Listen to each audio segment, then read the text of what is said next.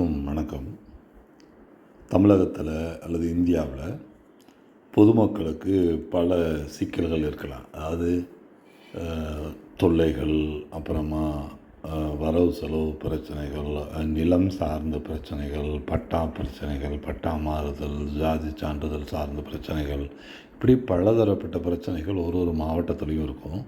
அப்புறமா அதில் தாசில்தார் லெவலில் தீர்க்கப்படாமல் இருக்கும். இல்லைன்னா அந்த கன்சர்ன் வேறு டிபார்ட்மெண்ட்ஸ் இருக்கிற பல வருவாய்த்துறை, மின்சாரத்துறை, குடிநீர் வழங்கல் துறை மற்றும் பட்டா மாறுதல், பஞ்சாயத்து சார்ந்த பிரச்சனைகள், இப்படி எல்லா பிரச்சனைகளும் இருக்கும். அதில் சில நேரங்களில் தீர்வுகள் எட்டப்படாமல் இருக்கும். இல்லை ஒரு ரேஷன் கார்டு கிடைக்காமல் இருக்கும் குடிபொருள் வழங்கல் துறைகளால். அப்போ அதெல்லாத்தையும் தீர்க்கணுன்னா மண்டே பெட்டிஷன்ஸ் ரொம்ப முக்கியமானது. அது மாவட்ட ஆட்சியர் அலுவலகத்தில் மாவட்ட ஆட்சியரிடம் வழங்கப்படுகிற மனுக்கள், அந்த மனுக்கள் முறையாக பரிசீலிக்கப்படுதா, அந்த மனுக்கள் தீர்வு காணப்படுதா அப்படின்னு பல ஆண்டுகளாக ஜெயலலிதா காலகட்டங்களில் அது ரொம்ப முக்கியமாக பேசப்பட்டது. ஆனால் அதே தீர்வுகள் இங்கே எட்டப்படும். ஆனால் அதே திமுக ஆட்சி காலகட்டங்களில் இங்கே மாவட்ட ஆட்சியர் அலுவலகத்தில் தீர்வுகள் இல்லாமல் அப்போ எஸ்டிடி இருக்கிற போது ஃபேக்ஸில் முதலமைச்சர் தனிப்பிரிவுக்கு அனுப்புவாங்க. திமுக ஆட்சி காலங்களில் நிறைய முதலமைச்சர் தனிப்பிரிவுக்கு நீங்கள் போனீங்கன்னா எஸ்டிடி ஃபேக்ஸ் எல்லாம் அப்போது அஞ்சலக அலுவலகங்களில் இருந்தது. அங்கே ஃபேக்ஸ் பண்ணுறதுக்கு தினமும் நான் 10 பேரை பார்த்துருக்கேன். ஸோ அந்த மாதிரி எல்லாம் போனால் இங்கே மாவட்ட ஆட்சியர்கள் அலுவலகங்களில் தீர்வுகள் எட்டப்படலை, தீர்வுகள் கிடைக்கல அப்படிங்கிறதுனால அங்கே கொண்டுட்டு போகிறாங்க. ஆக இப்போ முதலமைச்சர் தனிப்பிரிவுக்கான அந்த புகார்கள் இன்றைக்கி அதிகரிச்சிருக்கு. இது கடந்த ஆட்சிகளாலையும் இருந்திருக்கலாம், இன்றைக்கி இப்பயும் தொடங்கி ஒரு மாதத்துக்குள்ளே இருக்கலாம். அந்த வீடியோவை நீங்கள் பாருங்கள். இது சரியான ஆரோக்கியமான போக்கு இல்லை. முதலமைச்சரிடமே எல்லாத்தையும் போய் சேர்க்கணுன்னா மற்ற துறை சார்ந்தவர்கள் என்ன செய்கிறாங்க அப்படிங்கிறதையும் பாருங்கள். மக்கள் விழிப்பாக இருக்கணும். எனக்கு தீர்வு கிடைக்கல, இப்போ மாவட்ட ஆட்சியரிடம் கிடைக்கலன்னா அதை முறைப்படுத்தி இத்தனை பெட்டிஷன் நான் கொடுத்துருக்கேங்கிறத நீங்கள் ஆன்லைனில் அதை ரெக்கார்ட் பண்ணுங்கள். எத்தனை இது பண்ணியிருக்கீங்க, எத்தனை பெட்டிஷன்ஸ் கொடுத்துருக்கீங்க, எந்த ஆட்சியரிடம் கொடுத்துருக்கீங்க, எந்த மாவட்ட ஆட்சியரிடம் கொடுத்துருக்கீங்க, ஏன் தீர்வு காணப்படலை அப்படிங்கிறத பொது வெளியில் போடுங்க. அப்போ தான் இந்த பணி செய்யாமல் ஏமாத்துகிற டிஆர்ஓக்களோ இல்லை வருவாய்த்துறை சார்ந்தவர்களோ பணி செய்ய வைக்கணும். கலெக்டர் நிறைய ஆட்சியர்களும் இந்த பணிகளை செய்யறதில்லை, அவர்களுடைய வேலைகளை செய்யறதில்லை. அப்படிங்கிறதுனால நான் இந்த வீடியோவை ப்ளே பண்ணுறேன், பாருங்கள். ஒரு நியூஸ் சேனலோடது தான்.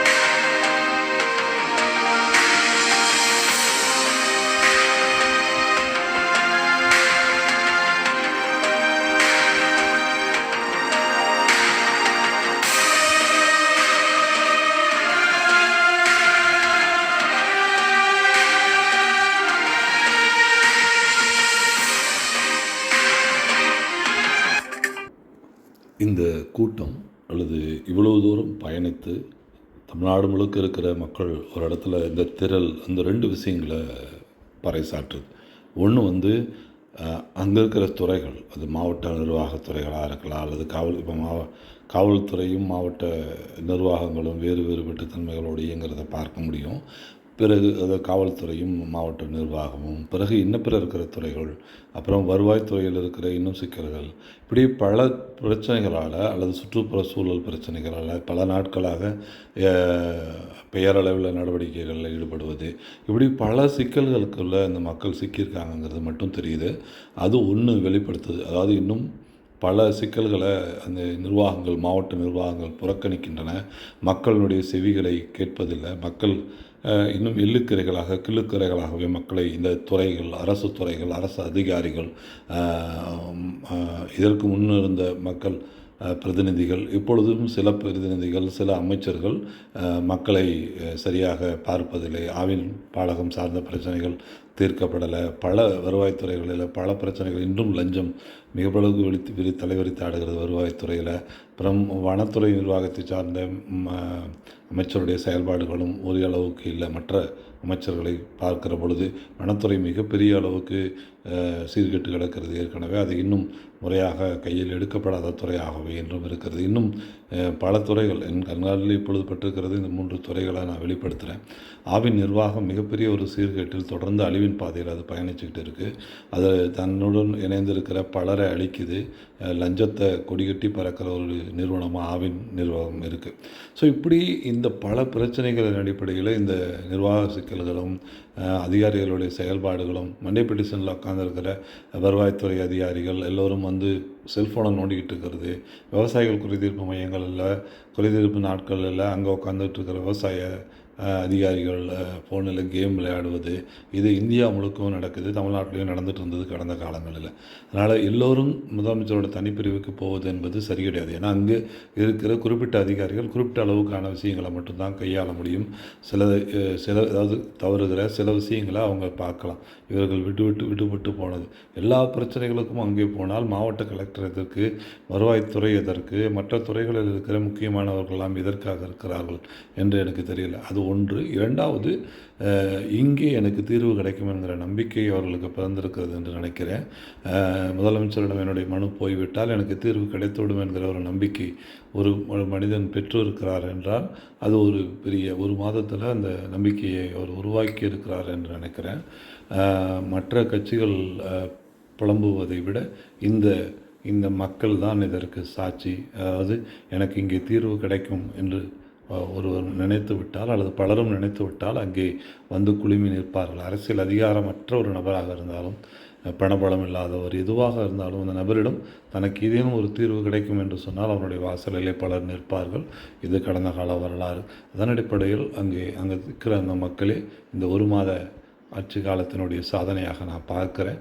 இன்னும் முதல்வர் தன்னை மேம்படுத்தி மக்களுடைய சிந்தனைகளை உள்வாங்கி அதனை ஒருமைப்படுத்தி இன்னும் நல்ல அதிகாரிகளை நிர்வாகத்திலே, காவல்துறையில் நிறைய சீர்திருத்தங்களை செய்ய வேண்டியது இருக்கிறது. காவல்துறை வழக்கமான கடந்த 20 ஆண்டுகளாக இயங்குகிற வகையிலேயே காவல்துறை செயல்பாடுகளிலே பெரிய அளவுக்கு மேம்பாடு இல்லை. அங்கங்கே சில மேம்பாடுகளை ஏற்படுத்துகிறார்கள். அது வழக்கமான தெளிவான ஒரு மேம்பாடு தான். அந்த களவாணிகள்னு சொல்லக்கூடிய இந்த பெட்டி கேசஸ் வந்து இமிடியேட்டாக பிடிக்கிறாங்க. இப்போ வந்து ஒரு இடத்துல துப்பாக்கியை காட்டி கொள்ளையடித்தது, இன்னும் பிற இடங்களில் கோயில்களில் திருடக்கூடிய திருடர்கள், இவர்களை 10 மணி நேரம் 20 மணி நேரத்திற்குள்ளாகவே அவர்களை பிடித்து விடுகிற அந்த தான் சிறந்தவர்கள் என்கிற அந்த நிலைக்கு நகர்ந்திருக்கிறார்கள். இந்த மாதிரி திருட்டு சம்பவங்கள் சற்று அதிகரித்திருக்கிறது. சிசிடிவி கேமராக்களுக்கு முகத்தை காமித்து விட்டு தேடிக்கொண்டு போகிற நபர்கள் அதிகரித்திருக்கிறார்கள். அவர்களை பிடிப்பது ஒரு காவல் நிலையத்தில் இருக்கிற ஒரு தனிப்பட்ட காவலர், அதாவது ஒரு முக்கியமான காவலர் அல்லது தலைமை காவலர், இல்லை ஒரு எஸ்எஸ்ஐ இவர்களாலேயே தனிப்பட்ட முறையில் அந்த வழக்குகளை ஆராய்ந்து அந்த சிசிடிவிகளை எல்லாம் பக்கத்தில் இருக்கிற சிசிடிவிகள் அனைவற்றையும் கண்டுபிடித்து அவர் தனிப்பட்ட முறையில் அந்த இன்வெஸ்டிகேட் செய்து அந்த வழக்கை முடிக்கிற மாதிரி கடந்த காலங்களில் இருந்தது. அது 2ம் நடக்கும்.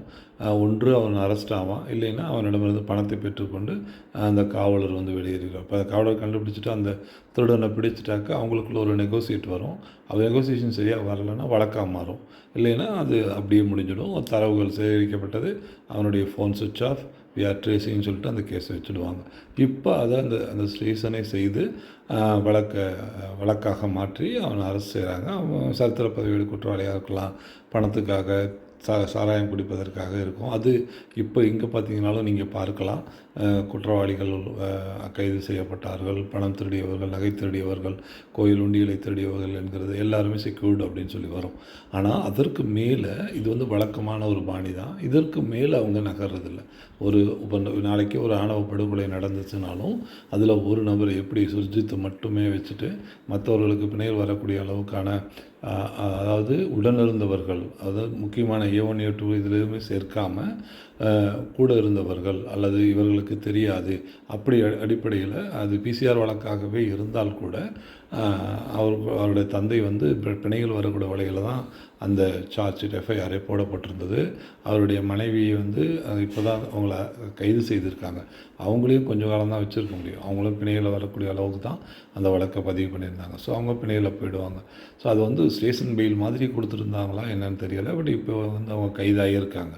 ஆனால் ஏற்கனவே இருக்கிற எஃப்ஐஆர் பிரகாரம் அவங்கள ஒன்றும் பண்ண முடியாது. இன்னொரு 4 to 5 மந்த்துக்குள்ளே அவங்கள வெளியில் விட தான் வேணும். சுர்ஜித்துக்கு ஒரு 7 ஆண்டுகள் சிறை தண்டனை கிடைக்கும். இதுதான் கடந்த காலங்களில் எல்லா வழக்குகளும். நீதிமன்றங்கள் 7 வருடங்களுக்கு மேலே சுர்ஜித்துக்கு கொடுக்காது. அது கொடுக்காத மாதிரி தான் டோட்டலும் ஃப்ரேம் ஒர்க்கு முடிஞ்சிருக்கும். எஃப்ஐஆரோ அப்புறமா காவல்துறையோட வேலைகள், அப்புறம் நீதிமன்றத்துலேயும் சொல்லியிருப்பாங்க 7 வருஷம் மட்டும் கொடுங்க அப்படின்னு. அவங்களும் அதை இது பண்ணிவிடுவாங்க, டிப்ளாய் பண்ணிவிடுவாங்க. ஏன்னா எஃப்ஐஆருக்கு மேலே அவங்களால ஒன்றுமே செய்ய முடியாது. அந்த சட்டத்தின் அடிப்படையில் தான் அவங்க போட்டிருப்பாங்க. ஸோ இந்த மாதிரி வந்து காவல்துறை மிக திறம்பட செயல்படுது குற்றவாளிகளை காப்பாற்றுறதில். ஸோ அதனால் இப்படி பல பிரச்சனைகள் இருக்கிறதால தான் இந்த மாதிரி தனிப்பிரிவுக்கு இவ்வளோ பேர் அங்கே போய் நிற்கிறதுக்கு இது ஒன்று தான் வெளிப்படுத்துது. மாவட்ட நிர்வாகங்கள் தோல்வி, காவல் நிர்வாகங்களுடைய தோல்வி, மக்கள் நம்பிக்கையின்மை, இவர்களிடம் போனால் ஆபத்து, இப்பொழுது கந்துவட்டிகள் அதிகரித்திருக்கிறது, கடன் வாங்குவது அதிகரித்திருக்கிறது, கடன் வாங்குவதால் ஏற்படக்கூடிய சிக்கல்கள் அதிகரிக்கிறது, மைக்ரோ ஃபைனான்ஸில் பணம் பெற்றுவிட்டு சிக்கல்களை சந்திக்கிறாங்க ஆப்பில். அதே மாதிரி வந்து பொருளாதார குற்றங்களில் ஃபோனை கையில் வச்சுட்டு கம்முன்னு இல்லைன்னா நீங்கள் குற்ற வழக்குகளில் சிக்கிறதுக்கான வாய்ப்புகள் இருக்குது. பெண்களுக்கு பணம் அனுப்புகிறேன், சப்ஸ்கிரிப்ஷன் பண்ணுறேன், அப்புறமா வந்து ஆர்எம்க்கு, வீடியோ காலிங்க்கு, கோல்டன் லைவுக்கு, அங்கெல்லாம் எதுவுமே கிடையாது. எல்லாமே ஏமாற்றக்கூட தான். உங்கள் பணத்தை மட்டும் பெற மாட்டாங்க. உங்கள் வங்கி கணக்கை பயன்படுத்தி இன்னும் பிற பணத்தை வாங்கிட்டு உங்களை குற்ற வழக்குகளிலும் சிக்க வைப்பாங்க. அதனால் கையில் பணம் வச்சுருக்கிறவங்க கையை கம்முன்னு வச்சுக்கிட்டு இருங்க. இல்லைன்னா நீங்கள் சிறைக்கு போக வேண்டியது வரும். இல்லைன்னா உங்கள் வங்கி கணக்கு முடக்கப்பட்டு நீங்கள் ஒரு குற்றவாளிக்கு உதவியதாக வழக்கில் உங்களோட பெயர் இருக்கும். ஸோ தயவுசெய்து அதே மாதிரி உங்கள் அக்கௌண்ட்லேருந்து ஏதேனும் பணம் சைபர் கிரைம் வழியா, அதாவது ஆன்லைன் வழியா அல்லது யூபிஐ வழியா இதுலேயும் நீங்கள் பணத்தை இழந்தீங்கன்னா, இன்னொருவருக்கு நீங்கள் தவறாக யூபிஐயில் பணத்தை அனுப்பிட்டீங்கன்னா கூட, இப்போ ஒருத்தருக்கு மாற்றி ஃபோன் நம்பர்லையோ ஏதோ மாற்றி அனுப்பிட்டிங்கன்னா கூட அந்த பணத்தை இந்தியாவில் பெற முடியாது. அதை நல்லா ஞாபகம் வச்சுக்கோங்க. இந்தியாவில் இருக்கிற சிஸ்டத்தில் யூபிஐயை மாற்றி அனுப்புனீங்கன்னா அனுப்பின நபரை போய் பார்த்து நீங்கள் அந்த பணத்தை பெற முடியுமே ஒழிய வேறு வகையில் அந்த பணத்தை பெற முடியாது. எல்லா யூபிஐயில் நீங்கள் அவ்வளோ கொடிகட்டி பறக்கக்கூடிய வில்லகராக இருந்தாலும் உங்களுடைய பணம் போயிடுச்சுன்னா போனது தான்.